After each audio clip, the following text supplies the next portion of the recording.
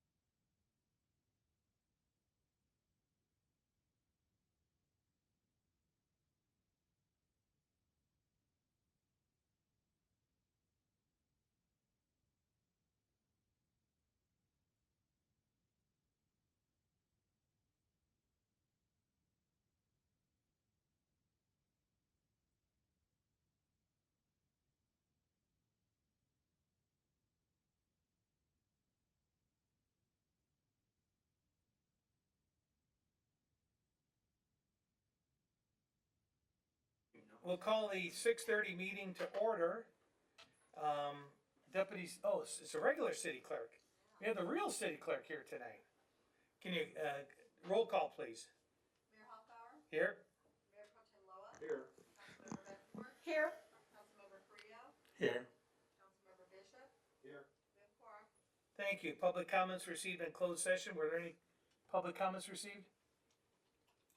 There were no public comments received. Very good. We'll move on to item number 4, presentation by the city attorney. Thank you, Mayor. It's just the one item to be discussed this evening. There's no additional items. Very good. So we'll go ahead and we'll recess to closed session. Thank you.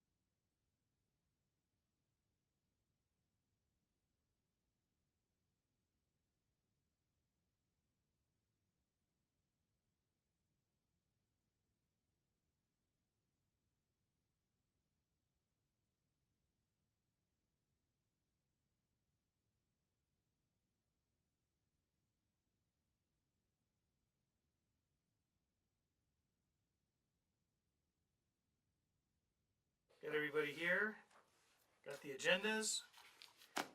So report out from the 6:30 closed session, please. Thank you, Mayor. There was one item discussed. All members of the city council were present and able to participate in the matter. Item 4.1, pending retirement and replacement of the city attorney. The city council provided direction to the city manager regarding the recruitment of the new city attorney. By a vote of 4-1, Councilmember Carrillo dissenting. There's no further reportable action at this. Alrighty, so we'll adjourn the closed session meeting. We'll call the 7 o'clock regular meeting to order. We'll do a pledge of allegiance and a moment of silence in honor of our troops. And let's see, who we got out there. How about Behan? You remember the words? Okay. Please stand. Put your hand over your heart. Ready, begin. I Pledge allegiance to the flag of the United States of America and to the republic for which it stands, one nation, under God, indivisible, with liberty and justice for all.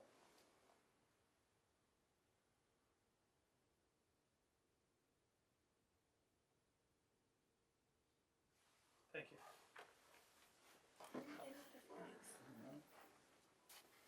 Hey, apologize for the late start, but business, we had to take care of business. Roll call, please. Mayor Hoffbauer. Here? Mayor Pro Tem Loa. Here. Councilmember Bettencourt. Here. Councilmember Carrillo. Present. Councilmember Bishop. Here. Quorum. Okay, item number 11, public comments received on a consent calendar. That's items 12.1 and 12.2, and presentation item 13.1, non-agenda items. City Clerk? No public comments were received.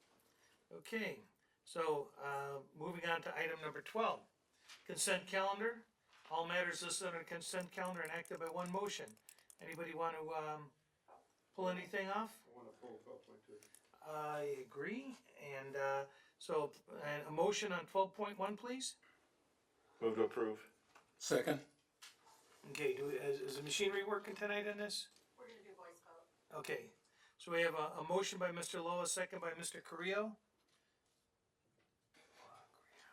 Mayor Hoffbauer. Aye. Mayor Pro Tem Loa. Yes. Councilmember Bettencourt. Yes. Councilmember Carrillo. Yes. Councilmember Bishop. Yes. It's unanimous. Thank you. 12.2. Thank you, Mr. Mayor. This item relates to the legal services agreement between the city and Richards, Watson, and Gershon. We've been using that law firm for over 30 years, and we currently have a contract that runs through 2023. But due to some litigation matters, the amount on that contract needs to be increased.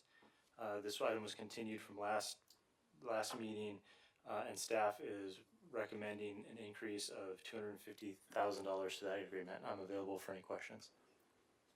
Thank you. Yes, Mr. Knoll. Sorry about that. I'll take it. Explain the distinction between bills that were being paid by the housing authority and then bills that are now passing over to the city attorney. Sure, so there's two things. This relates to the contract amount, and within that contract, certain legal bills can be paid out of different accounts. So some may come from the city attorney's account, some may come from the housing authority's account. So some litigation and some matters that are handled by this law firm are funded through the housing authority, and some are funded through the city attorney's office budget. Okay, but there's as I understand it, I should say I had an opportunity to meet with the assistant city attorney and to review some of the bills. He gave me that opportunity, and I was able to do that this afternoon. It was rather limited time because there's a stack of bills. But you were explaining to me that there was an unpaid bill that would have come out of the housing authority budget, but instead is going to be paid out of the city attorney budget. Did I understand that correctly? Yes, so for some things, there was a budget through the housing authority, and that budget met the max, and so the additional bills were then funded through the city attorney's office budget. Okay. All right, and that bill is still outstanding, right? I believe there's one outstanding bill, and, you know, we haven't yet received the, April and May bills. We were reviewing, I believe, the December, statement, which I believe added up to $59,000 for attorney services. A lot of that having to do with, or all of it having to do with Sage, the litigation involving Sage. Correct. And it's a lot of bits, you know, first of all, for a bill like that to be generated for activity during the month of December was kind of an eye opener. And the size of that was rather impressive as well in terms of the amount of money that was being billed. So I have a concern about, first of all, the oversight. Mm-hmm. If you could explain how this process works in terms of the review of the billings from this, not only this law firm, but all law firms Sure. that are working for the city at this point. How does that process work? Yeah, and for that month, that was a very active month. So that one was significantly higher than what the normal months are on that matter. But in general, when the city receives a legal bill, our office will review each line item. If it's a legal bill related to services that are provided to a specific department, generally speaking, that department head in that department will also review the bill to make sure that the work that's listed on that bill was actually done. And then those will be signed off by our office and then forwarded to the finance department for processing. Okay, does it go to the city manager at all? I believe that the city manager does review some of those warrants also, but I will defer to the city manager on that one. Councilman, to that question, I believe about a year ago or maybe 14 months ago, detailed bills stopped going to finance. So any warrants that would come forward would not have the backup documentation. I think that's been corrected. I think we talked about having that corrected, and I think 2 weeks ago that changed. We sent an email, so I think moving forward, we will see that level of detail. Okay, so you'll be looking at the entire statement that's that's generated from a law firm that the city's doing business with? Marie, do you want to comment on what actually was sent? Yes, moving forward, moving forward, we'll have the city attorney forward the statements over and we'll submit them to the city manager for review. How did that change? Was it just an internal change? Staff made a determination to make a change? They did not need council approval or a resolution to that effect? That's not something that the city council needs to approve. I mean, the issue that we had was that legal bills with specific legal work that was done, the line items were being filed outside of the city attorney's office.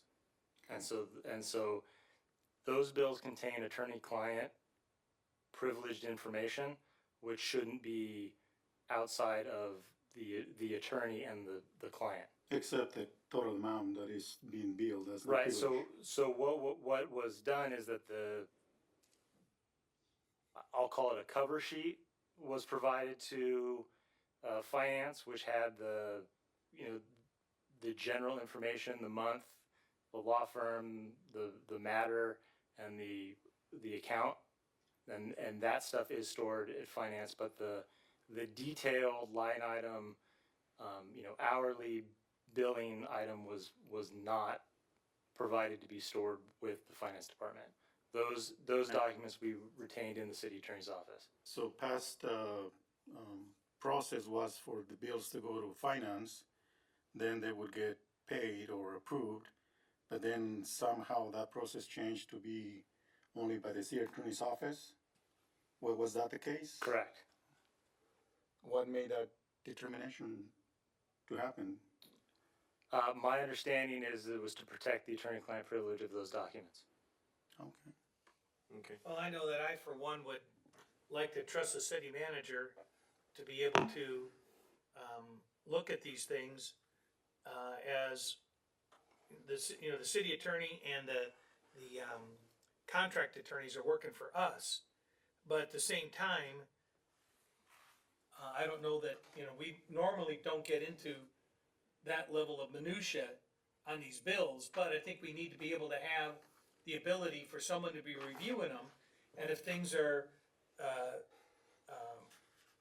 starting to, add up, that there's litigation that's starting to become kinda costly, I don't know what other method that we could have, other than to perhaps rely on the city manager to keep us apprised along with the city attorney's office. But unless we're gonna sit here and, I don't wanna go over and figure out how many pencils Mike is using and how many pens are over in Carrie's office either. Yeah. But, every other department, there's that basically that the buck is going over there, to the city manager, for, review and or approval or something like that. Well- And I just wanna make sure that these bills are getting very costly. Mhm. And one thing that I'm getting some grief from constituents is cost of litigation and outside consultants in general. But I wanna make sure that we're not throwing, basically good money after bad. If we have a case that's just, dragging on, what, I'd just be curious what that litigation out there has been costing us, because I think we could have written checks for quite a bit of money to each of the residents over there by now. Right. When we see a contract increase amount in the amount of 250,000, it just raises some red flags. It seems like a large increase Sure. for litigation. So, especially in a time like this when we're trying to be budget conscious, I think the council just wants to be aware of what we're spending and what we're getting for it. I have a follow-up question. Insofar as the attorney-client privilege is concerned, it's typical for everybody that works in the office is bound by the attorney-client privilege, including staff, whether it's secretarial or whatever, they're all bound by the same privilege. Couldn't that privilege be extended to the city manager so that he is bound by the privilege as well? Yeah, let me make a distinction. I don't have a concern with the city manager reviewing the detailed bills. Okay, The concern I have is storing the detailed bills outside of the city attorney's office. they don't have to be stored outside of the city attorney's office. I mean, he can review them and return them to. Yeah, I think that's Yeah, nuts and, absolutely. I think that's just nuts and bolts. Yeah, I think you get the idea of what we're looking for here, Yeah. right? yeah, Now, I get it. so in this bill for December, and you gave me the opportunity to look at a lot more of them, but this is one that was kind of raised, and you kind of led me to that, which I appreciate very much for that candor. But in that particular month, they billed for 214 hours, which is, I don't know what it adds up to per week, but that's almost a full week. Full time per week, just on the Sage case. Mhm. And so I have a concern that we need to have better oversight in this area. I'm happy to see that the city manager will now have greater opportunity to review. But in order to give us an opportunity to look at this deeper, I would make an amendment to this motion to increase that, instead of 250,000, to increase it by 100,000. And that would give us an opportunity to pay what we have to pay, not disrupt the relationship with the law firm, and give you and the city manager an opportunity to put in policy that will give us tighter control over the amount of money that's being spent on litigation. Does that pay what needs to be paid? I believe so. So I would Second move. that. All right. Any other discussion? The only other concern I had is, I believe you said that there is still an outstanding bill that you haven't seen how much that is gonna be. So if it's more than 150,000, does that mean that then we would be back with another amendment to the contract since you haven't seen the outstanding bill? We did 100, right? Oh, well, it's 100,000. Right, but there's an outstanding bill. What if that outstanding bill is 200,000? Then this is gonna have to come back for more money. Right, at some point in the future, we will spend, it's possible that we will spend the $100,000. I mean, it could be in a couple months, it could be Right. longer than that, depending on how the litigation goes. But yeah, at that point, when we reach that $350,000 mark on that agreement, then we would have to come back with either a new agreement or amendment. So this is not based on fiscal year? This contract wouldn't terminate in July or June 30th? No, these, generally speaking, when we do attorney contracts, they're generally for multi-year, and they're generally mentioned 3 fairly years. large contracts. We don't necessarily spend all of the money under the agreement, right? But you know, unfortunately, litigation, it fluctuates. Some months it's Right, I get that. you know, very inexpensive, and in some months it's very expensive, just depending on what's going on in the case. So that's why we set up the agreements for, you know, a larger amount, and then we manage it through the bills. Can we, as part of this, can we, have you set up some litigation briefings for each of the council members? And specifically focus on that case, because, you know, what do you figure we've spent on that one case so far? Ballpark, It's probably around $200,000. so, It's over 200,000 now. yeah, so that's, So yeah, I that's mean, getting, so that's two getting costly. things. I would be happy to set up periodic litigation briefings with the city council whenever you guys have an Right. opportunity. If you want to do them, you know, quarterly or when you're available, I'm happy to do that. In the past, we did have a quarterly review with the city manager about the litigation bills themselves. My understanding is that stopped a couple years ago.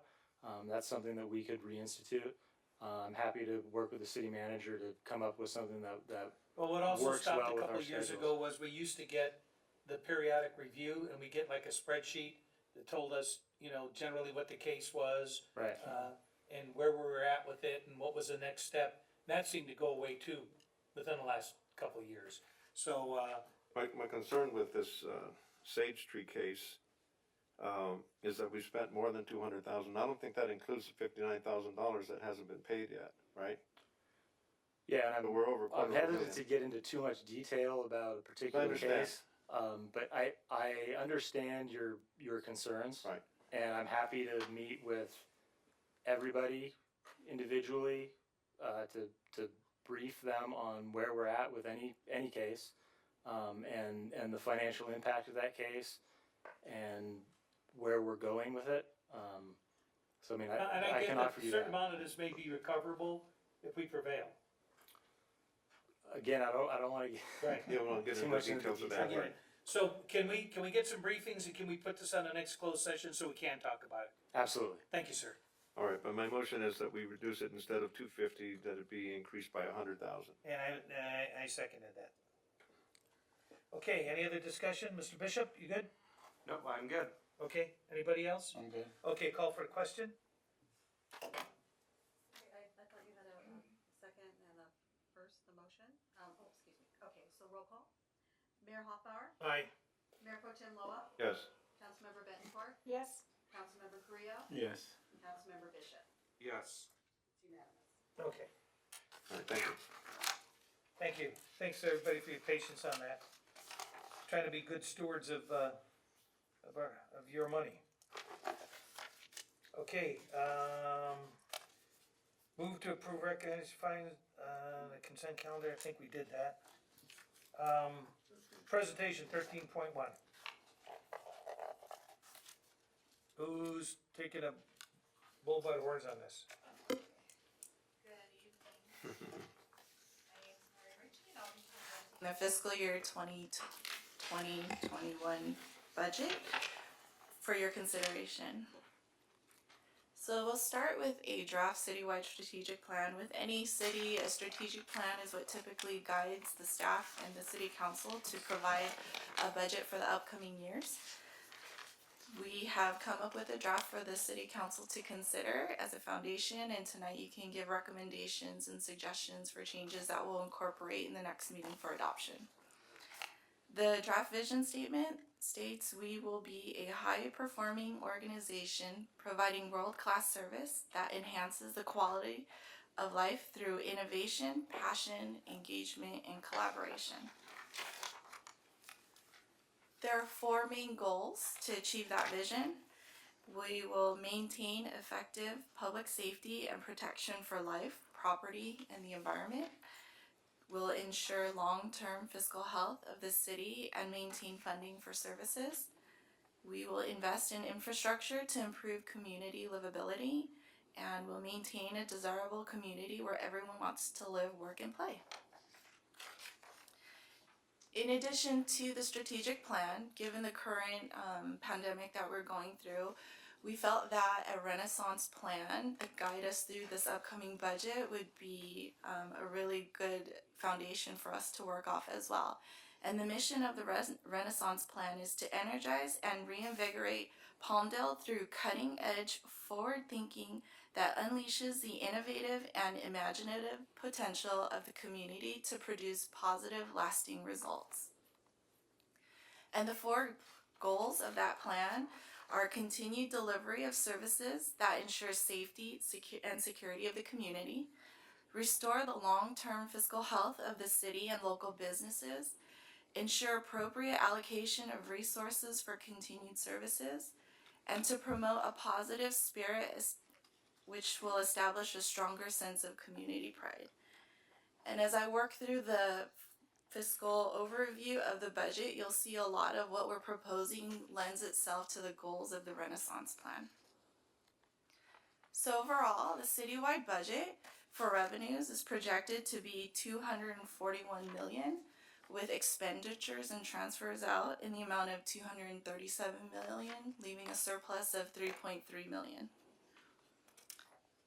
So here's the fun fund, the general fund. So we focus on this one because it's our largest discretionary fund where the city council has pretty much carte blanche on what they want to spend the money on.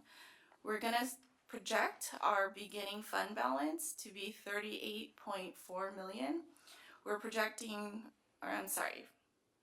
the proposed budget is starting with a $30.9 million available reserve, revenues in the amount of $67.4 million, expenditures in the amount of $75.4 million, and a deficit of $7.9 million, which we'll be using balance to balance the budget. And the reason why we're doing that is because it's well above the 20% general fund reserve policy that we established, and we want to make sure that we continue to maintain existing services because we only had 2 months to prepare to get through the pandemic and its effects.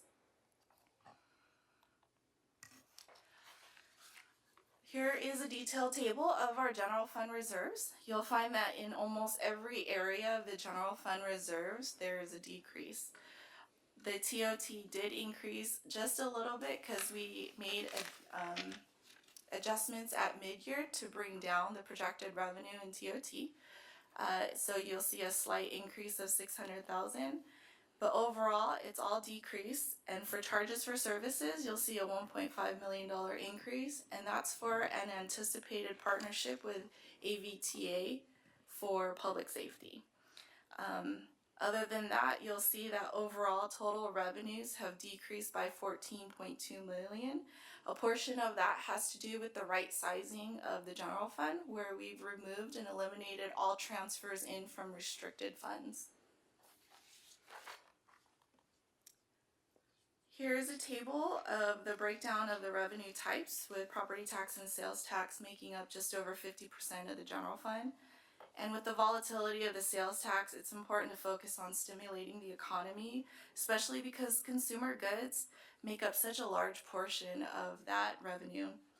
And just to give you an idea of where we were last year versus where we're going in, At the end of 2019, we brought in 21.8 million in sales tax, 23.4 million in property tax, and 4.7 million in TOT. Right now, we're looking at a decrease in 23% just in those three categories.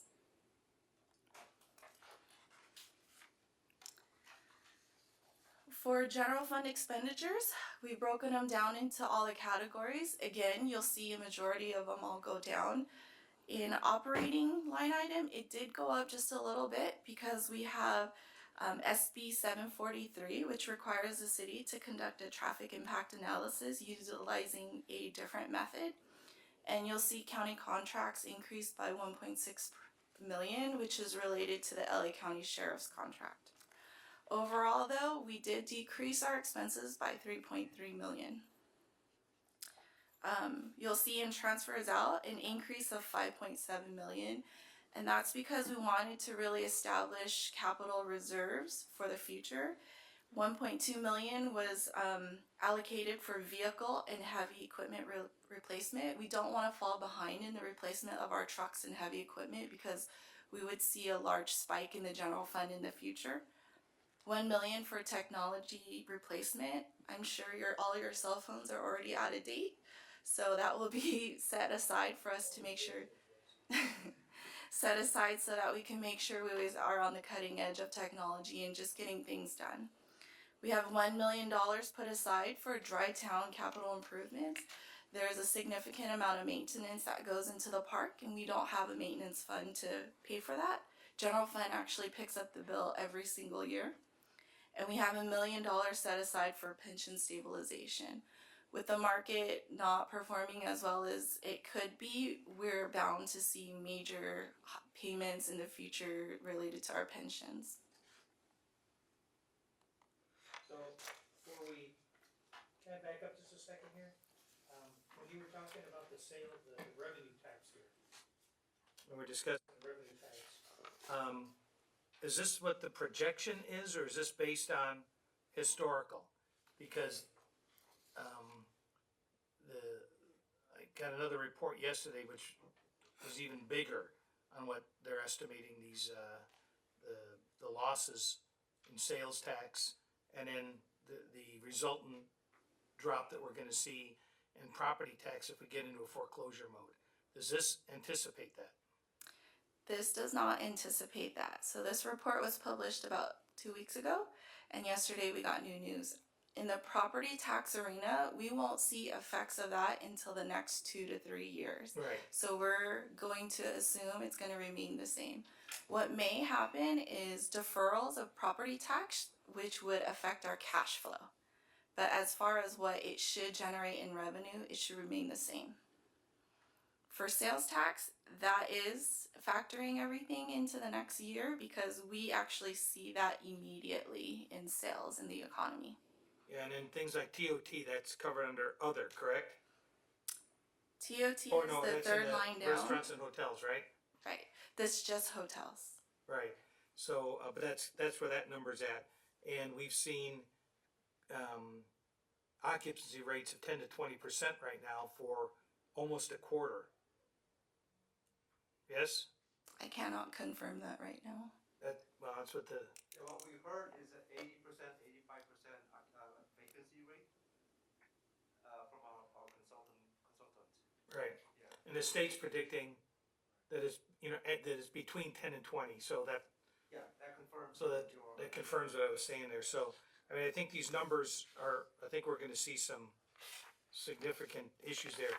On our, general fund expenditures then, is this reflecting over the next 2 years that the, additional contract amount with the sheriff's department? The general fund expenditures only shows proposed fiscal year 2021. We'll get to the 5-year, which will show the outlying years of the contract. I have a question on revenues. Charges for services go from 1.8 million, 1.9, up to 3.3 million. Is that correct? Correct. We're factoring in potential revenue from a partnership with AVTA for Okay. public safety. That's where that's reflected. Yes. Okay. And then, does that also, it may be in your next slide, factor in the increases on liability trust fund? That will be in our 5-year projection for the LA County contract, yes. Okay. I do have a question on Dry Town, and I see Eric and Carrie here. I think it was 2 years ago that we were told that for the first time, Dry Town had actually made some revenue. In the past, it always lost revenue because of the cost of maintenance and employees and all of that. Last year, I recall council approving a $400,000 payment to some of the improvements from the park development fees. And I just would like the council to know if Dry Town is still, maybe now because of what's happening, but I think it's been 2 years that Dry Town actually made some revenue. Is that something that they can speak about? Is that okay?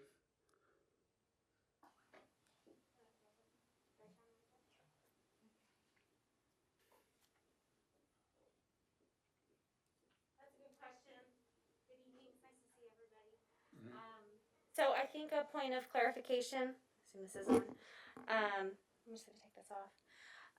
The last year or two, we've had a lot of refurbishment work that needed to be done that was costly, and outside. We just, our current, fee structure for admission does not take into consideration $500,000, $1 million, renovation improvements that need to take place every 10 years or so. That's what we're dealing with right now. Next year, we're faced with replacing all of the hot water heaters on the property, and I think there's about 20 of them. So it's these kinds of bills that are coming in at the 10-year, 15-year mark that our current admission fee structure just does not accommodate. What the park has been paying for is just normal routine maintenance, replacing filters, replacing furniture that got broken by mistake, replacing those kinds of things. Operating, FF&E, all that kind of stuff, right? Yes, so when the park was in great shape, we were able to do the normal maintenance, and that was covered in the park's operating budget. So when we talk about the park recovering 100% of its expenses, what we look at is the direct expenses related to operating the park, and not the refurbishment costs that are in CIP. And those costs are the costs that are starting to build now. Okay. Does that make sense, Marie? Did I explain that well? Okay. Yeah, I think there's a fine line out there, because if we start adding those additional, and you and I have had this discussion before, we start adding on all the capital reserve fund into that daily admissions are gonna drop, and they're just gonna go down to Hurricane Harbor where they'll pay that ticket. Right. Our park is small, and the plan was to recover the daily operating costs, and Right. we've done a great job of doing that. And really the quality of the experience and the park experience is quite nice. And we're also starting to capture a lot of the discounts and giveaways. You'll see in our new measurements for the budget book this year, we're highlighting a lot of the discounts that we're providing to various groups and coupon measures, so that the park is accessible and affordable. I think one thing that we can also try to improve on is marketing the park. We talked about people in the Antelope Valley not even knowing that we have a water park. And It's yeah. amazing how many, like you said, residents, but I'll sit there in IHOP, and I'll go over and say hi to the visiting softball teams, and what are you guys gonna do between now and your next game? We're gonna go down to Hurricane Harbor, we're going down to, did you know we got a water park right over there? And I think that's part of the challenge, is making sure that we market this stuff to our visiting teams, that you can't drive by. I mean, hopefully at some point in time we start getting our parkees in, that'll start pointing people to the other facilities. You drive down past Marie Kerr, you'll know about the water park. You drive past the water park, you'll know about the playhouse, you know. Mayor, So, I would just say that the staff has done a great job of bringing new ideas on that. Especially, we had some challenges in the past because of insurance requirements, and we work with the city attorney's office. Carrie and her staff came up with some innovative ideas where renting out that park for a softball tournament or whatever is, they're still running a water park. They shouldn't be treated any differently or asking the softball team to come up with added insurance. So Yeah. we've been able to talk through that, and last year was the first time we've been able to utilize that. Doesn't help us if they don't know it's there. Right. So, Well, they knew it was there and they still weren't using it because of the cost of the Oh, yeah, insurance. yeah, as So far as that renting barrier it is out to use removed. it for like an after party type of a thing, Right, yeah. right. so this is a good stage where to ask about an update on our contract for that company that is going to promote our facilities, the sponsorships. It's been what, over a year now, and we still don't have. I still haven't heard anything. Can we get an update on where we are with those sponsorships? No, not now. Okay. I'm just saying in the I Add did it do to the a list, I did do a brief memo a few months ago, but I can certainly provide you an update. an update, yeah. Thank you. Be great, Did I miss anything, Eric? no, All right. be great. All right, Thank you. thanks. And just in case anybody's watching, it's our intent to roll over if we can't get this, that park open soon, that their pass will be good for next year? That is correct. Good. Thank you. Sorry, Mary. For the It's okay. interruption. Any more questions on revenues or expenditures? The only question I have on, I don't know what, on page 5 of what I have here, all of the different programs that we're going to keep going and our plan for fiscal year 2021, is the summer concerts included in that to continue going into the future? And what about the 4th of July fireworks? So we're actually going to talk about that in the next couple of slides. I want to get through the You're gonna get numbers to the and then slides? we'll Okay. talk about value of what you're getting for $67 million. Okay, okay.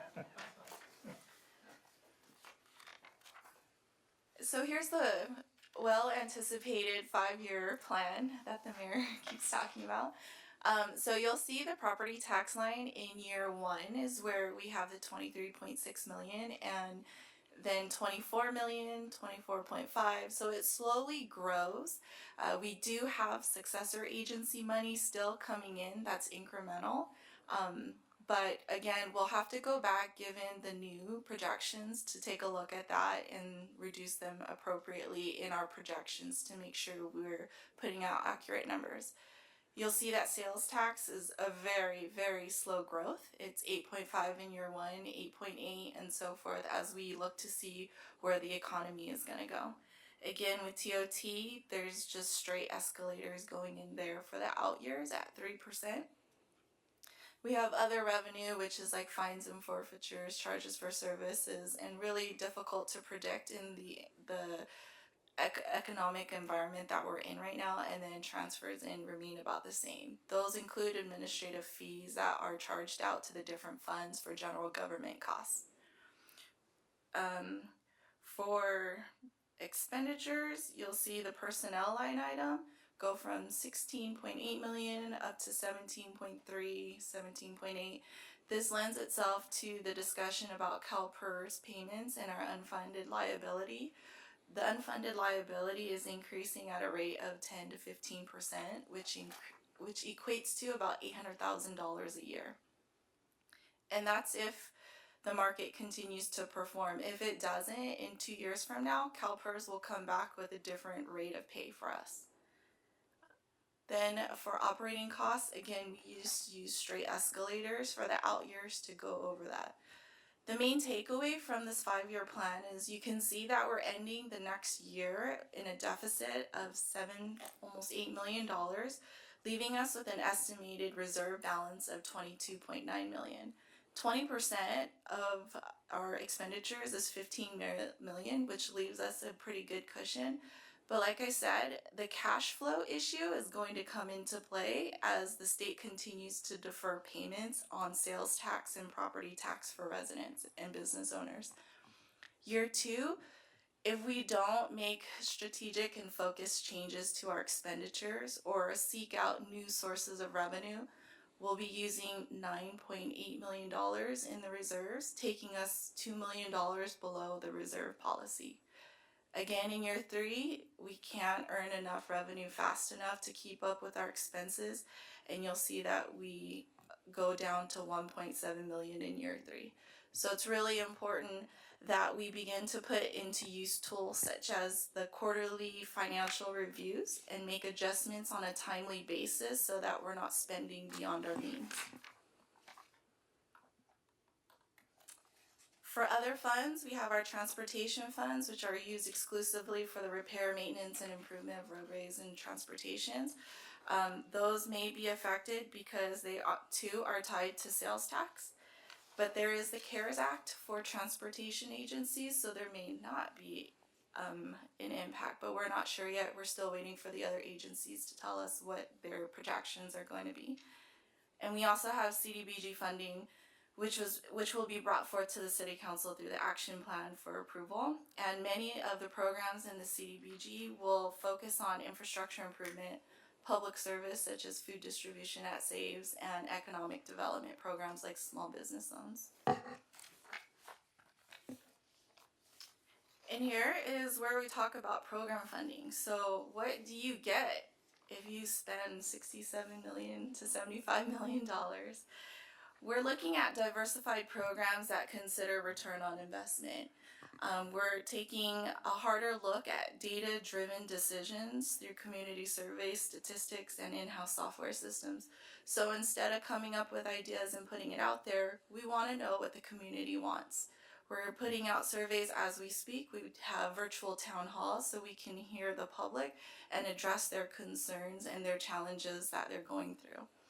Some of those things include a small business loan or grant, mortgage and rental assistance for our property owners and renters in the community, programs like Shop, Dine, or Visit Palmdale initiatives, virtual recreation classes, Palmdale Care initiatives, development-focused marketing, fostering relationships or partnerships with local organizations such as revitalizing possibly chambers of commerce in the area,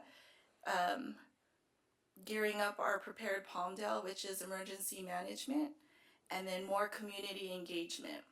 I think what's important here too is that over 50% of the City of Palmdale employees live in Palmdale, and over 90% of the employees of Palmdale live in the Antelope Valley.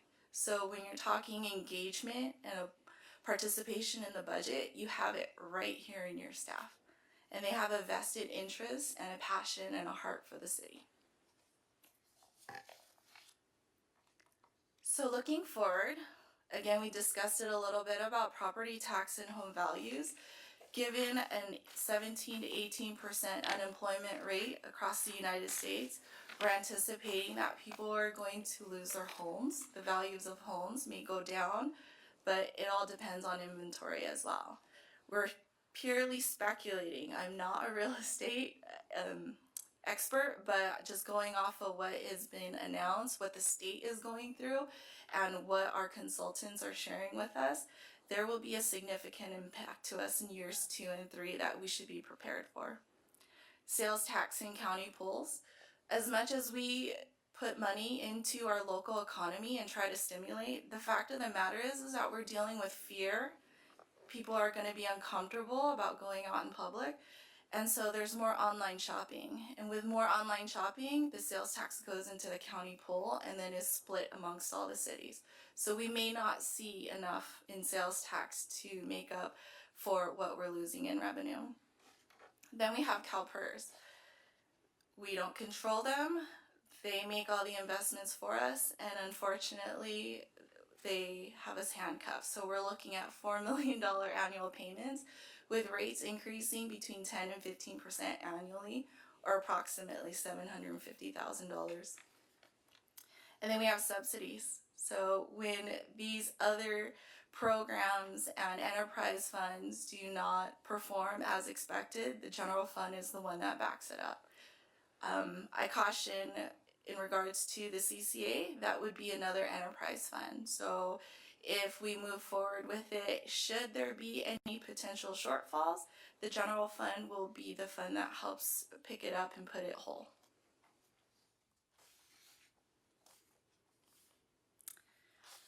So that's the end of my presentation, but I have to give credit to our senior financial analyst, Janelle Sampson.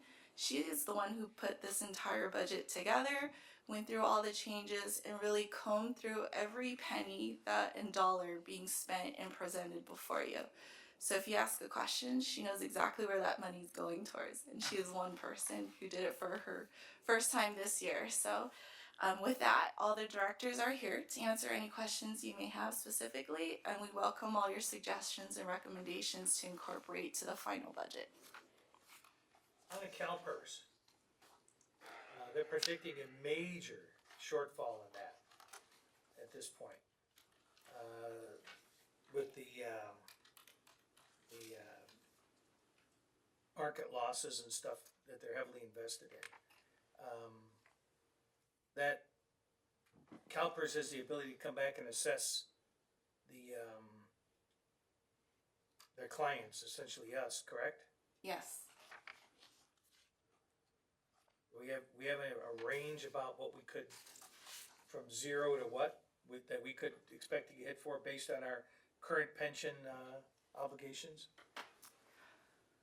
Our total UAL, or unfunded accrued liability, is about $48.5 million that we're supposed to pay over the next 20 to 30 years. What that will translate, we don't know. We typically hire an actuarial who will look at those assumptions and tell us what they'll be. Things are changing so quickly in the medical field. People live longer. Their assumptions are dropping out faster than they're lowering the discount rate. So over the past 3 years, we've gone from 7.5% down to 7%. That's a lot for a portfolio that's worth over $350 billion. In the first month of the pandemic, they lost $60 billion, which was faster than what they lost in the recession. So I don't want to speculate on what that's going to be. They're going to reassess it and pass it all back down to the employers. What's our ratio at this time of classic versus Pepper employees? Ballpark. I would say 75-25 classic. 75 classic? Yes. But what the city did really well looking into the future was they did tiers. So you have tier 1 of classic employees at a formula of 2.7 at 55, and you have the classic tier 2 who are at 2 at 60. Then you have the Pepra employees. So that alleviates a lot of the pressure off the city. There's no doubt in my mind that we're facing some very difficult times in the future as far as the economy is concerned. When I'm looking ahead in the later months of this year, I see some problems as far as some of our residents that are renting or took advantage of the forbearance program that aren't aware that there's going to be a balloon payment or a large payment come August or September of this year, and I think it's our responsibility to do what we can as far as offering some kind of funding or business loans, grants for the businesses, and as far as people that have mortgages or that are renting. I think it's in our best interest to support the taxpayers that support the city, because I don't think we've seen any kind of fallout yet in the economy. It's too early, but in the months ahead, we have to really be considering what that's going to look like for a lot of the homeowners, renters, and businesses. And I think now's our time to act to create programs that would benefit the residents of our city. Well, there's the federal, state, and county programs that are out there now. They've got a much bigger buffer to play against. But what do we want to cancel? How many cops are we going to not have, or what are we going to do? What are we going to close? Because we got to find that money someplace, and that's not reimbursable money. I mean, I've been going through these briefings at this county and the state and stuff like that. There's no money. You put it out there, and then you got to try to get it back. You got to hope they just don't go BK on you. I would say we are looking at that. There are some of the money we got back from the CDBG out of the COVID money. Staff is working on multiple programs that we are going to be bringing forward. But before we brought you forward with our ideas, we wanted to poll the community, and we're gonna send it out as a survey to see what they're saying their needs are. So for instance, is a business, gonna need technology improvements so that if we have this COVID again in the fall, that they could maybe, open up a shop that can do curbside service because now they have the equipment to go and take a payment outside. So we have a lot of bright minds in City Hall, to include you guys, right? But the real entrepreneurs are going to be able to tell us what is going to make the most impact if we put a local economic development stimulus plan together, and that's what we plan to do. So we are going to come forward with multiple options, and we do believe some of these will be funded out of that CDBG pot. That's about 900,000 right now, right? It's 900,000, right? Yeah. But it's an increase in saves. I mean, we are seeing Right. more, and to Save's credit, we are not turning people away who do not reside in Palmdale. Right. So we are seeing almost double the services being provided. But I think we're leaning forward and providing the service because they need it. If they're showing up there, they need it, and we're doing what we can. So you'll see an increase in saves. You'll see an increase in some of these other opportunities. But staff has compiled a lot of different ideas. We're going out to the community. I signed off on the survey today. I think it's going to get emailed out to over 150 businesses tomorrow, and then we're talking about actually doing a hard copy mailing to the people who have registered businesses in the city so that they can take the time to provide us the feedback so that when we come to you, we're coming to you and say, you know, we heard from, 60% of the businesses that said X, that this would be their number one thing that they would like to see us. So we're gonna try to give you that data. We gotta loop this back though to a COVID impact though. Well, Mayor, we're gonna bring forward some ideas, Relative to that CDBG, that was my understanding on the briefing I got.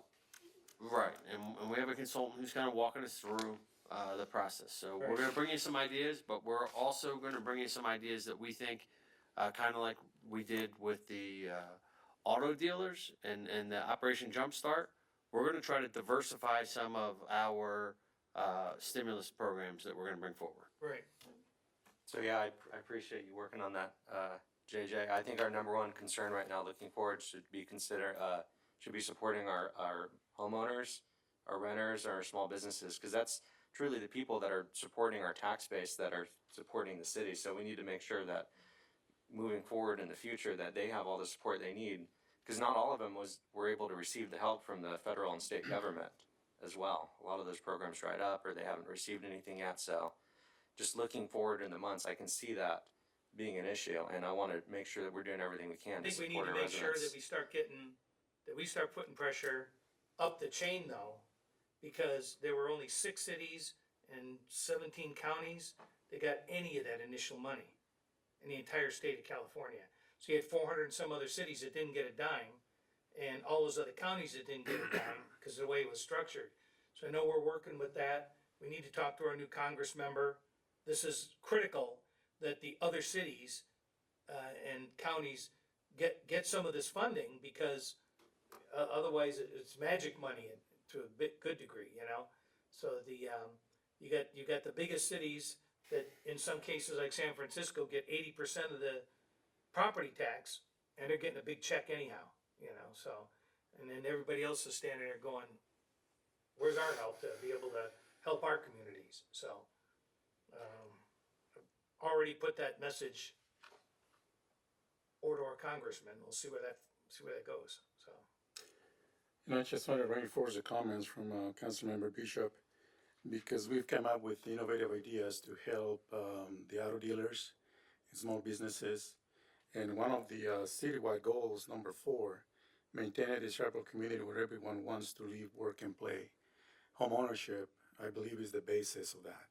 If we want to maintain that sense of pride and the sense of community, home ownership is the pillar, in my opinion, along with other services. But if we could come up with ways to help the auto dealers and small businesses, I would ask the council consider asking staff to find innovative ideas to help homeowners who will be in the predicament of making a decision of letting go of their home or feeding their kids or whatever the case may be. Those are going to be difficult times.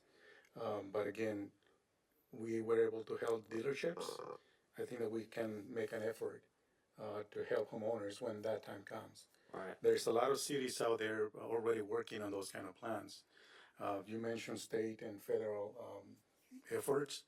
Yeah, they're nice and dandy, but are they really getting them? And if we could come up with something to help maintain that home ownership until things get better. And as far as the budget, I'm optimistic. I still see the glass half full, and including the CCA. I still believe that is something that we should really consider, because what we're experiencing right now is not going to last forever. We know that. There are cycles. This is a different cycle. It's a pandemic, something unprecedented. I get that, but it's not going to last forever. We'll come through it, and better times will come. Again, if we can just consider those things. Yeah. I would tell you on that note, Councilman, we're working towards, if you're talking about home ownership, it's the cost of the home overall, right? And bringing development costs down. And starting July 1st, the effort is changes on vehicle miles traveled. And that's going to could potentially bring a significant impact to the cost of development for every single development that comes forward post July 1st. And staff is working tirelessly to bring on a consultant now to take on that cost as a city. Marie mentioned it in this budget, so that we can bring down the cost for the developer. So when they come in and do an apples to apples comparison of how cheap it would be to develop in Palmdale or build housing in other communities in Southern California, we're going to be very competitive, because we're going to put that expenditure out there, and we're working on that today to do that. So we are trying to forward think to bring the cost of development down. But you're absolutely right, and that's why issues like last week when this council passed the housing on Rancho Vista to bring, market rate housing to our community, when we're going through the planning process, and on next month's planning commission already there's 8 items. People want to be in Palmdale. We're working hard to make that happen, but it's a complete picture. It's having a safe community and all the efforts going on in neighborhood services and partnering with the sheriff's contract. It's having good and educational foundation. So it's working collaboratively with all the school districts to figure out how we can be supportive of each other. And then it happens in this room that we're bringing forward innovative ideas, putting risk out there, and investing in our people, in our small business owners, so that they can get through this. We have a great reserve, right? And this is contingency. And we plan on trying to invest in that reserves for this contingency to help people get through it. I was more talking about mortgage retention, mortgage assistance, rental assistance, because the expectation is that there is going to be a time when homeowners will have no more funds to pay their mortgage. The federal assistance will no longer be there. How about if we get everybody back to work? What a concept, huh? That's why we put the community renaissance plan out there. Again, I just wanted to make a distinction between what you just mentioned, that's new development, new home ownership. I was more talking about retention of mortgages. We do have under program funding mortgage assistance, so it is a program that we're going to bring forward. We're going to poll the community, and we're going to bring you back a plan that we would like support on. Thank you. Yeah, I think it's going to be good, because I don't think we've seen the financial effects of this pandemic yet. So working on this now is going to be good for when our residents are going to need assistance later. Like I was saying, as far as the forbearance and benefits running out, and Well, I think and that's so on where and so programs forth. like our Saves program is coming in. So if you can take that food pressure off of the family, so they can pay their rent and not have to worry about how they're gonna make that balloon payment in 3 months or 4 months or 5 months. Yeah. Because that's where the problem's gonna be. Problem is not as much today as it is a few months down the line when all of a sudden all that comes due. So if you can relieve that, and everybody I've spoken to, well, what do you think I should do? You think I should just let the mortgage go? So talk to your bank, but unless you've got some, unless your bank has got something magical out there, they're gonna be looking for all that money in a couple of months. Yeah, So, the last thing I wanna see is people being displaced out of their homes and more home foreclosures like we saw in 2008. That's the last thing we want in this Right. city. exactly. Laura? Okay, I still have something. oh, okay. I still wanna know if, we're still going to have our, summer concerts, the 4th of July, and other programs like that in the community that are important, I think, for the livability of the people who live in the city. So when we devised the budget, it did include the recreational programs, but Carrie's stepping up because she knows I was gonna call on her. There's a drop dead point with these performers as far as when you gotta cancel them, huh? And I think we probably passed some of that already. Well, it's not been much fun. Let me just say that, and I'm the fun department, so it's not going well. So let me just, if I can, indulge you on some of the things that we have done in preparation for our summer services. There are a lot of things that we do in the summer, and that's the only time of year that we offer them. So we're heartbroken to know that we may not be able to offer them. So these are the things that we've done to try to move forward. We've prepared to offer jobs to employees so that we've gone through all of the interview background process and we're ready to offer jobs, but we haven't because we don't really have jobs to offer them at this point.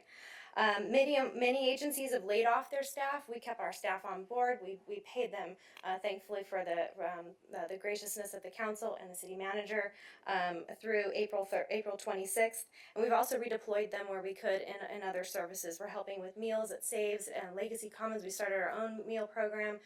We've treated Legacy Commons as a resource hub. We're providing a lot of support for our seniors, assisting at the test site, providing virtual recreation. We've also been researching safety protocols. We participated in the Renaissance Plan and really laid out what we thought we could accomplish in serving our residents and still being sensitive to COVID and the protocols we needed to have in place to have our staff and our citizens safe. We've purchased a lot of PPEs to move forward, hand sanitizers and gels and masks to implement the Renaissance Plan. We've pulled a lot of furniture and things out of service that don't need to be high-touch cleaned so that we can keep those efforts minimized. So we've really been striving to meet the summer's goals.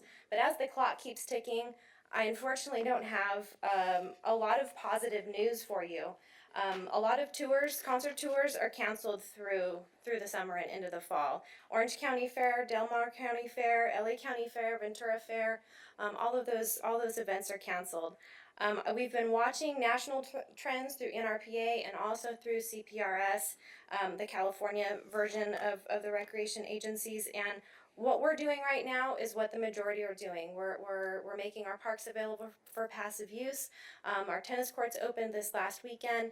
We're working with LA County Parks. They're assisting LA County Health in preparing operational guidelines for recreation amenities, and we're working with them on that so that we can follow those protocols. And we want to make our parks accessible and available. So the bottom line is, I took a look at a draft guideline that LA County Health was supposedly considering. It wasn't for public discussion or viewing, but I got it from a friend. And it shows that stage 4 allows groups of no more than 1,000. Our concerts need 2,500 people to achieve our current cost recovery. They're predicting that after September. Correct. So it's not likely that our headline concerts are going to survive. And to be quite honest with you, I think we all want to provide some normalcy and some opportunities to celebrate and gather and kind of enjoy the aspects of life that we treasure here in Palmdale. But knowing the restrictions that we may be under, I'm not sure that I'll be able to get health permits for the LA County. I'm not sure I'm gonna get state permits for distribution of our beer and wine sales. I'm not sure that the insurance is gonna be available for some of our production Some of companies. these numbers are so arbitrary though. Yes. Because it's, I mean, how smart can this virus be? We're not gonna bother you if you got 900 people there, but boy, everybody's screwed if you got 1,100. All of a sudden it becomes an issue, you know? But I think what this does do, because I've been getting a lot of phone calls, I talked to JJ about this the other day. My phone has been blowing up by our local bands, and they're saying, listen, if you can't have the big concerts, Yeah. can we have more small concerts? And I think that I think the community values that. Agreed. That they're just able to get out and sit on the grass and with their family group, Right. and Yeah. So My could they- recommendation is that we move forward, obviously, obviously we need to work within the LA County orders and trying, it's a glass ball as to where we're headed with that. But my recommendation is we do slide dates where we can and offer services where we can. I would love to offer some aquatic services. I would love to offer some dry town days. I would love to offer some music in the park type experiences. And those are the goals that we're working toward, and realizing that some of the larger events just aren't going to survive. So this stage 4 with 1,000 people, is that for outdoors only? Because if that's the case, what about the Playhouse? Are we allowed to do events, small concerts like you mentioned in Yes. the Playhouse? Currently not right now. And again, the document now, that, it's That's a stage 4 as well, though. right, the document that I'm looking at is not, anything that's written in stone, but it's just somewhat of a guide. I think, stage 3 indoor is 250 maximum. What's the capacity of the Playhouse? It's 340. So you don't sell all the tickets. Right, and they're all, it's all leaning toward, as you've seen with some of the orders currently, pre-registration, and these are all things that we're prepared to do. We haven't seen any guidelines that, would be troublesome in terms of whatever you see implementation. today, it'll change tomorrow, trust me. Correct, Some of these things are beyond our control.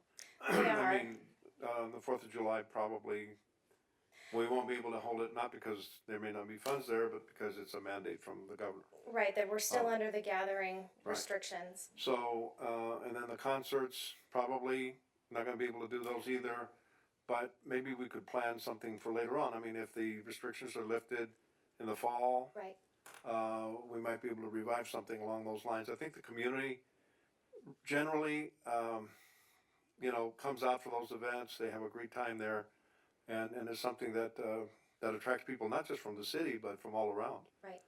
So, Yeah, we definitely want to slide services as we can.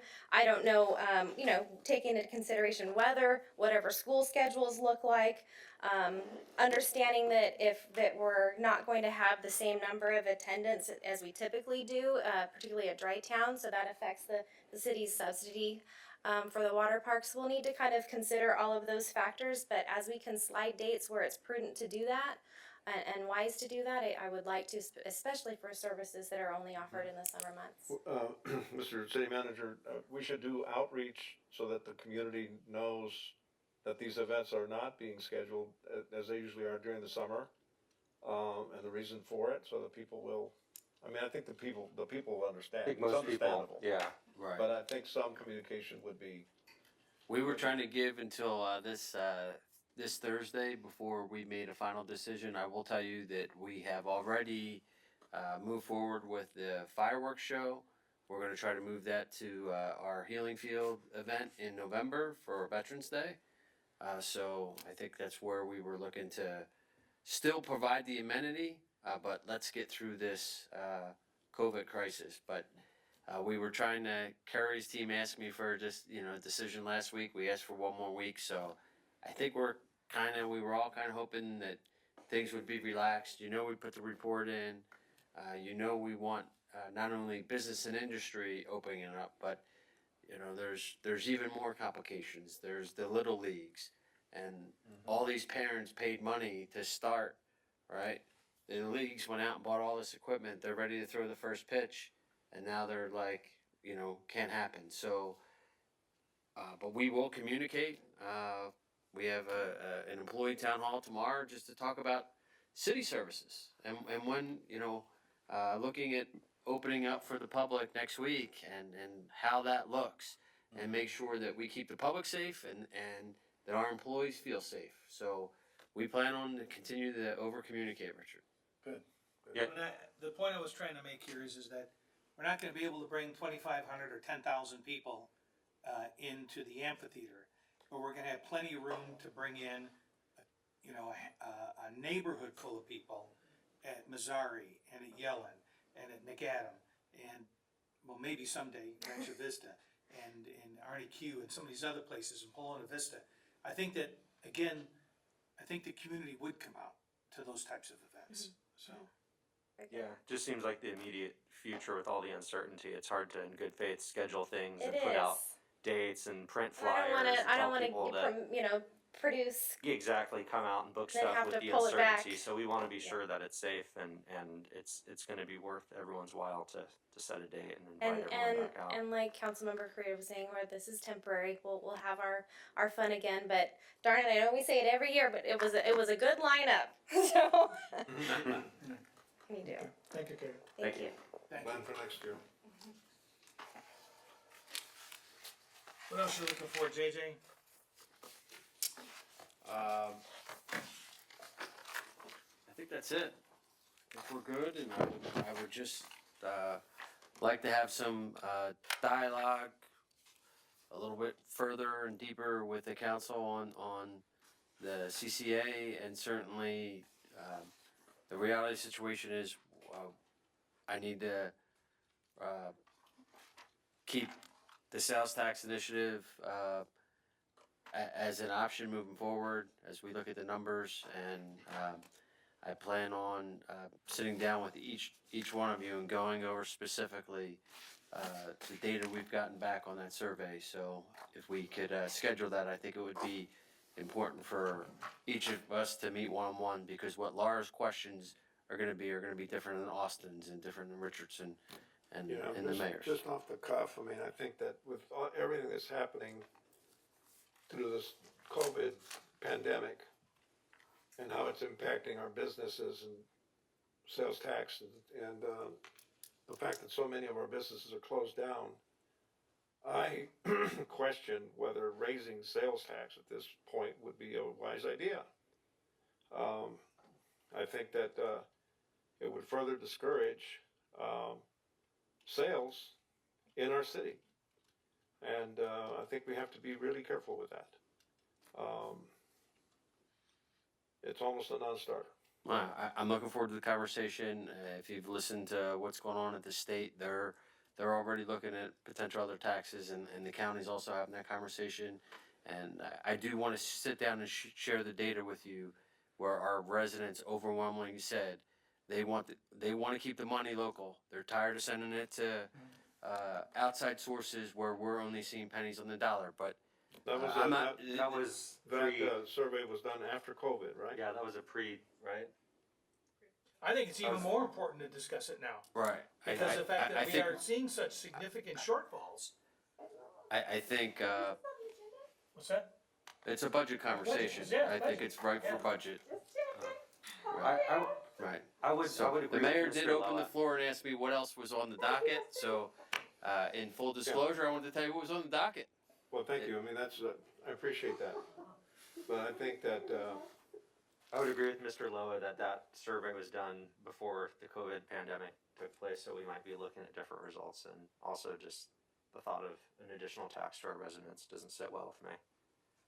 Well, I don't think the county is not gonna propose that just because of COVID. Why would we want the county to take the advantage of our money staying here in our Don't let a city? good crisis go to waste. There you go. So That's gonna be the attitude coming from, that's what the state's already Whether- looking at. whether the survey was done pre-COVID or after COVID, didn't the county put out a property parcel proposal on the ballot last time? It didn't pass for the county. I mean, I think it's presumptuous to assume that the county is going to jump at the opportunity to raise that sales tax. Right. But, We could have a deeper conversation. The county put out a parcel tax which required over 67%. It got over 50%, but it didn't meet the 67% That would have been the threshold. sales tax that would have passed. So the sales tax is That's speculation. a more attractive option, No, but because it's only 50% plus one.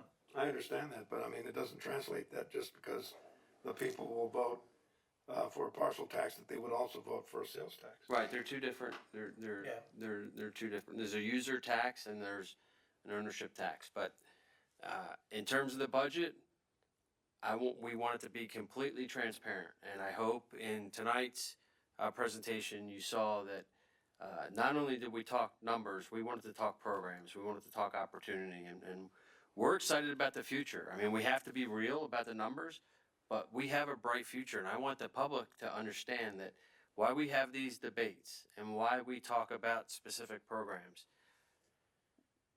We have an incredibly bright future, and working together with this team and the elected officials, we have limitless potential. You know, our big initiatives like the train from Vegas to here, it's going on. The efforts to bring an airline and bring an airport here, that's going on, and our efforts to bring more housing are all on the table. Right. And I think they're progressing. And what I haven't told you is we had an airport call today. Many of us in this room were on a call. You'd be shocked to know that the airline industry is expecting a bounce, and airports our size are going to be the future. Not, so they are looking for regional routes. So we are primed at the time, and there's other financial incentive programs that we're working on that we have measured up perfectly. So there's so much going on behind the scenes that we are on the precipice of greatness. If we all stay in line, sure, we should have spirited debate. The public deserves that, right? It's our job to provide you all the information, make a decision, and whatever this council decides, we'll run through the tape and get it done. Beautiful, thank you. Okay. All right, do we want to move on to item 14?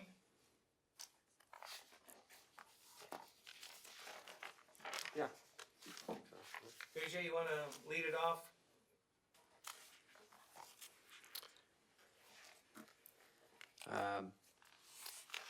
Yes, there's been multiple conversations. We started this conversation certainly with the community. We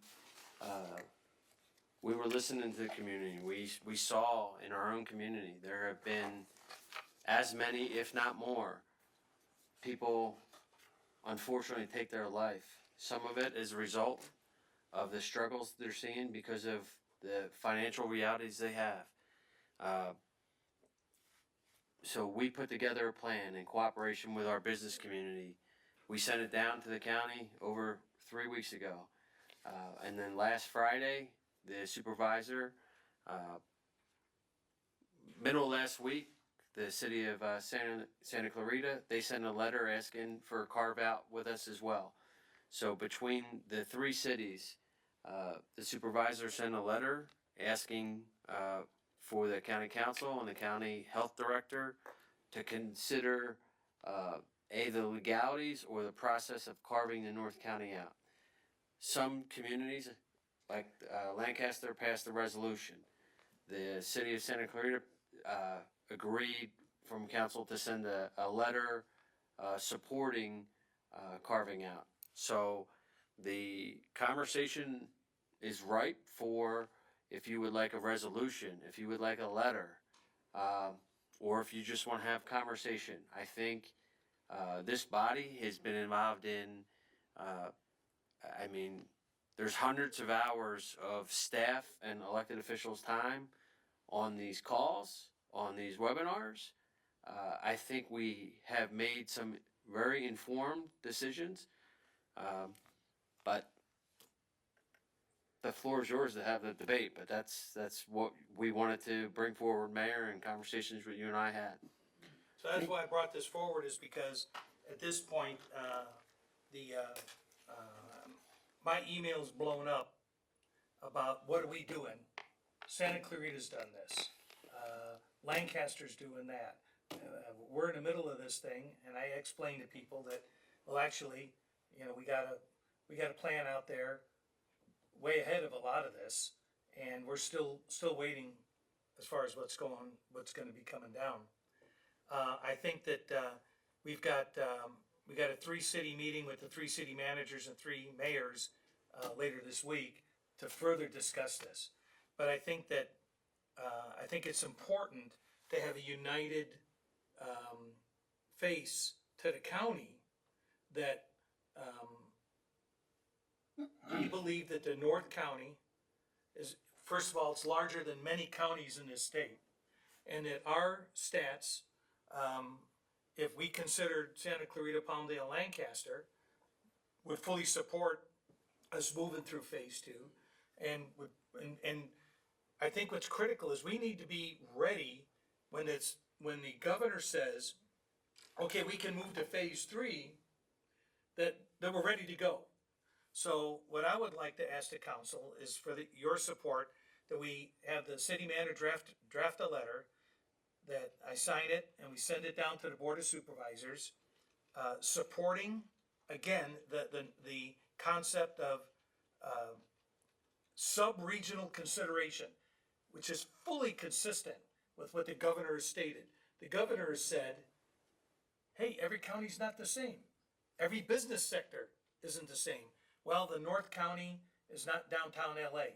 It's not San Gabriel. It's not the West Side.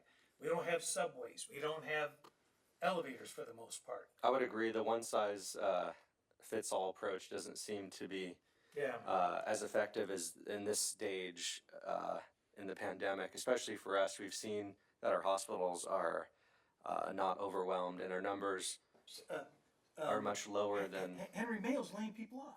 So yeah, with that considering and with our business owners getting antsy and a lot of our residents wanting to return back to work, I think now's the time to open that discussion and create a joint effort with Santa Clarita and Lancaster, because I think the time has come to cautiously move forward. There is a disease out there, and I do want to use extreme caution, but I think maybe we even want to make a resolution or take it that step further, let them know that we're serious, and in addition, maybe make some adjustments as far as, The only reason I suggested the letter is the letter can go out tomorrow. And ahead of our meeting, showing solidarity with the other 2 cities. Is there a way we can do both? But didn't the supervisor already do that? I thought the supervisor sent a letter to the state, to the governor, Nope, asking for a variance or an exemption for that's what we're asking them for. Thought I But saw a they're letter gonna go- from the supervisor. It's going through their process down there. No, Councilman, she sent a letter to her Letter. attorney and to the Department of Health asking for a Just county like the county. variance. Although the supervisor and the county has asked the state for the same thing we're asking from the county. They've asked the state not to consider all counties the same. So we're not asking anything different that the county asked the state. So that's why, LA County and other counties went to the state and said, that kind of is what led up to the governor's statements last week that, okay, you know what? We're gonna revise the criteria here, and if your county can meet these criteria and attest that you have the programs and stuff in place and can handle these issues, you're good to go. Well, it seems like we need more clearance or consideration from the county than the state. Yep. Because the county is the one, LA County is the one that extended this throughout the summer. So if we're gonna do such letter, is that to the county or to the No, state? that would be to the county. We've gotta process this through the county, cause the state is delegating it down to the county. And if the county doesn't get on board, the state could care less. Right, the county health department I wouldn't seems to say be the that the one state calling could the care shots right less. now. So Right. Mayor, what you're asking for is that we agree that the letter should be sent down to Right. the county, and essentially carving out the northern Los Angeles County and treat it separately or differently Right. from what's going on. And you know in what? I don't have a problem with it saying that it should be considered sub-regional, cause I had, the Arcadia city manager said, hey, why do they get ice cream? How come I don't get ice cream? So I get it, but I think I think he was on point from the perspective of, if it works there, why not let it work in other defined geographical, sub-regional perspectives? So JJ's got some great ideas on how to craft that letter. We don't want to be necessarily adversarial to the county, but we need to send a clear message that, it's We're not having time to the, paint or get off the ladder. yeah, we're not here, having the issues that they might be having in Los Angeles and higher dense areas. Right. I would also ask in that letter if we can request that faith-based organizations and congregations be moved into the next level, because it doesn't seem right that toy stores get to open before our faith-based Yeah. community. And I know those are the people that are in need, and there's people that are in need of going to their place of congregation, and I think that's something that we should We've been unify having for. JJ's been having that conversation, I've been having that conversation for about the last 2 weeks.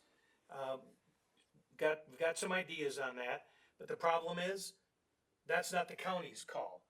That's the phasing category that the state's put it in. So, we're gonna continue that discussion, we're doing that through the league and through, the other, like the LA County Mayor's Group, going up to the state.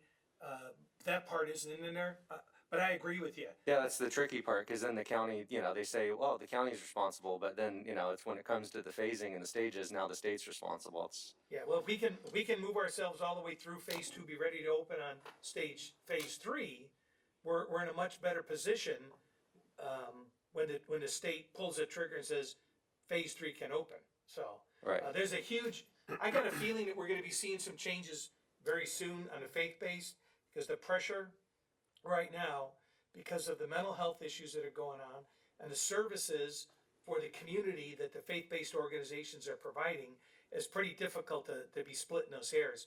So I anticipate we're gonna be seeing something on that really quick. Not So, to mention the First Yeah. Amendment. yeah, well, you've also got that, I mean, I don't think anybody is stupid enough to go in and raid a church, temple, or a mosque up here, with the, First Amendment. I mean, as it stands right now, it's my understanding that the sheriff is not going out doing these. They told us, don't call us with this stuff. They'll go out if the inspector calls because he's having a problem, but they got their hands full with hair salons and dog groomers and stuff like that right now over there at the health department, so. So if the state says we're at stage 3, such businesses are ready to open, why would we not be ready to have those businesses open? Only because the state says you can, but it allows the county to be more restrictive. So the problem is that tomorrow, the Newsom could call us up and say, go ahead, we're good for stage 3, but the county could say, no, phase 2B. And I don't know how many phases there are within, how many subsections are there within phase 2? 3 or 4 of them? I'm not, how I many? think there's like 3 subsections? phases. 2A, we're in 2A right now, I think there's a 2B and 2C, There's two, trust me, they'll find another one. Well, So, I like to ask, in addition to the letter, that we can do a resolution tonight as well. but I think we have to have the resolution written to present, don't we, JJ? That's an old question. I think we could draft the resolution tonight, but I don't. I think that the agenda item is specific enough to give direction for the letter. I think if we're looking to draft a resolution, I think that would have to come back at a subsequent meeting. Alright, so, can we provide direction to city attorney, draft, and the city manager actually, to draft that letter? We can send that out tomorrow, ahead of our meetings, and be prepared with resolution language pending our, meeting later this week and further discussion with the county. Does that sound reasonable? Okay. Do we need to make that a motion, or can we just get consensus on the direction? It sounds like you made a motion, and you just get a second and Second. and vote on it. Okay, so, city clerk, is that clear? Yes. Okay, JJ, you know where we're going? Crystal. Thank you, sir. Yeah, well, All right. I got a motion and a second, now I just need the votes. Correct, so, I was going there. Okay. I didn't know if she wanted us to Okay, yeah. push a button here, or what do you wanna do? I'll go ahead and just call it out. Okay, Mayor Hoffbauer? yes, Mayor Pro Tem Loa? Yes. Councilmember Bettencourt? Yes. Councilmember Carrillo? Yes. Councilmember Bishop? Yes. It's unanimous. alright. So, motion to adjourn? So move. Okay, without objection.